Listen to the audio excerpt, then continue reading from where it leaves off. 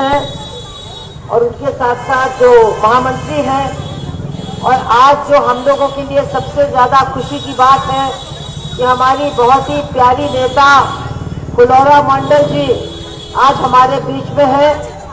हमारी कनिका है, हमारे अंजू कौर है, हमारी साथ काम करने वाली अंगरा जी है, तमाम हमारी बहनें हैं, तमाम हमारे भाई हैं। मैं आप सबका बहुत बहुत अभिनंदन करती हूँ और कल जो आपका सम्मेलन होने जा रहा है उसके लिए भी बहुत बहुत बधाई देना चाहती हूँ।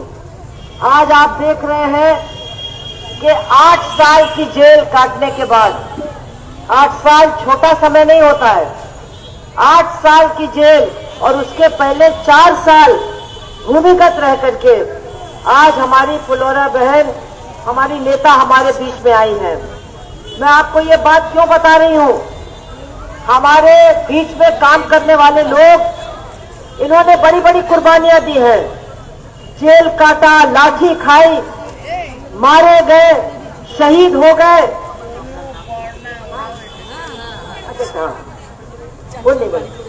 लेकिन आते हैं जनता के बीच में और कहते हैं कि हमने जो कुछ किया जनता के लिए किया, आगे भी करना होगा तो आगे भी करेंगे।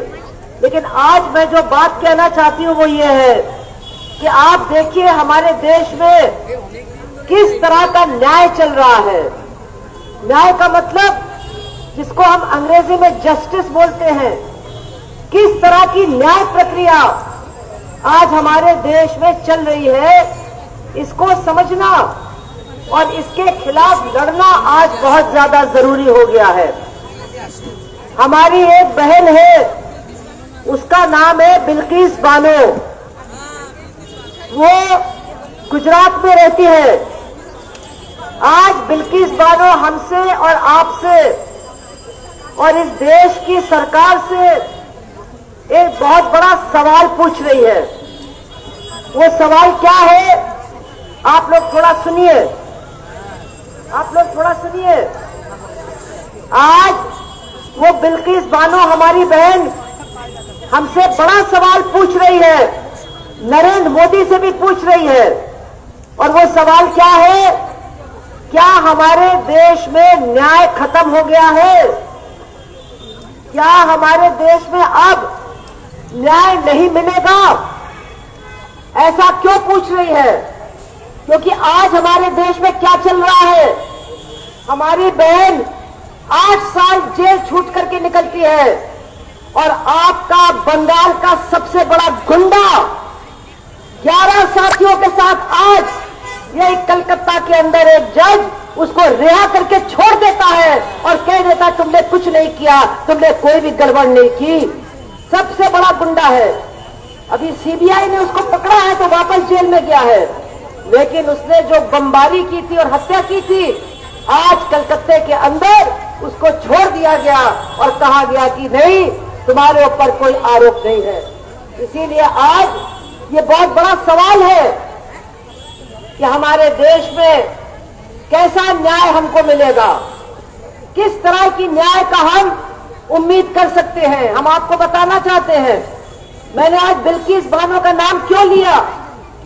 हमारी जो एडवा है, आपका ये संगठन 2002 में कॉमरेड वृंदा, कॉमरेड मरियम धवले, दूसरे साथी और मैं, हम लोग गुजरात गए थे।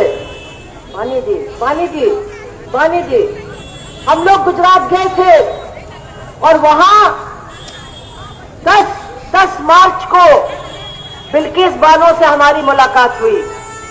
तब वो 21 साल की थी, 5 साल का बच्चा, 5 महीने का बच्चा उसके पेट में था।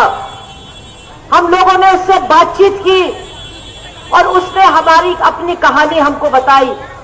आप लोग सुनोगे तो आपको मेरी हिंदी समझ में आएगी। क्या है उसकी कहानी? वो एक गांव की रहने वाली महिला है, गोधरा में।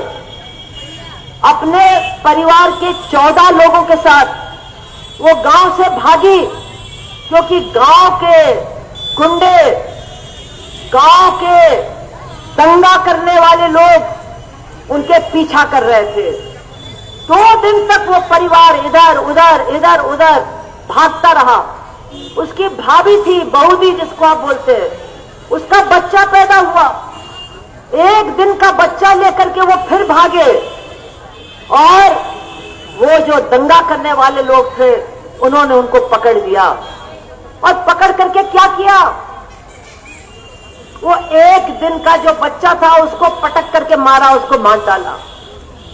और बिल्किस बानो का 3 साल की बिटिया थी, उसको उठा करके पटक के मारा, उसको भी मार डाला। बिल्किस बानो उसकी बहुदी और उसकी मां के साथ बलात्कार एक दूसरे के सामने किया और उसके परिवार के 13 लोगों को मार डाला। बिल्किस बानो भी बेहोश होकर के वहां पड़ गई। उन्होंने सोचा वो भी मर गई और वो लोग चले गए। वो औरत उठी, उसने एक जो पेटीकोट होता है वो पेटीकोट पहन करके वो वहां से गई और उसको फिर जो कैंप था, जो दंगा पीड़ित का कैंप था,